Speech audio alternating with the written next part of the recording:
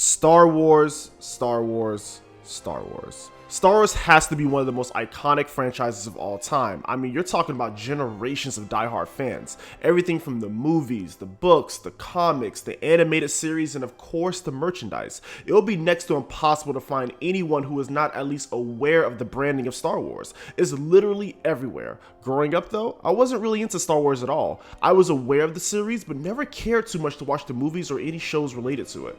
It wasn't until Disney released Disney Plus that I decided to scratch that itch of curiosity. So I literally watched all the Star Wars films, starting with the prequels all the way to The Last Jedi. And I really enjoyed what I saw. I even saw the side stories, Solo and Rogue One. So yes, you could say I turned into a Star Wars fan in about a week. I also joined my friends to watch Rise of Skywalker in IMAX when that released. Fast forward to today, we wrapped up season 2 of Mandalorian and Disney has announced tons of Star Wars content for the future. Now, when it comes to the video game space, I have heard that Star Wars had a pretty decent track record. Games like Knights of the Old Republic, Rogue Squadron, and even the LEGO Star Wars games got tons of love from fans and gamers alike. Unfortunately, my only experience with a Star Wars related game growing up was not the best. One year for Christmas, I got this game called Star Wars Masters of...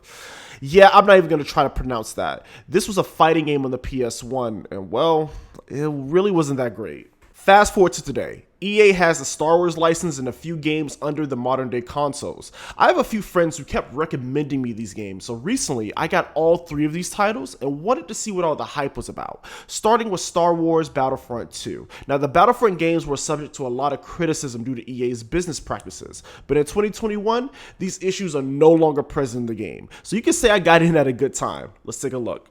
Now, I will be honest with you guys, I have never played the original Battlefront games on the PS2 and the original Xbox, so don't expect me to make any comparisons to those titles. Also, I still consider myself a very casual Star Wars fan, so I'm not going to hop really deep into the lore here. So starting with the campaign, you play as Iden Versio, who is part of the Inferno Squad, a team within the Galactic Empire. We start off with her being captured by the rebels, so we must use her bot that she controls remotely to get her out of this situation. Once we are free, we escape, and that is when the story really kicks off. This story is considered canon and kind of bridges the events of what happened between the original and the sequel trilogies. I won't get really deep into the game's story due to not wanting to spoil much, but let's just say this is a very fun experience and it really feels like you're playing a Star Wars film.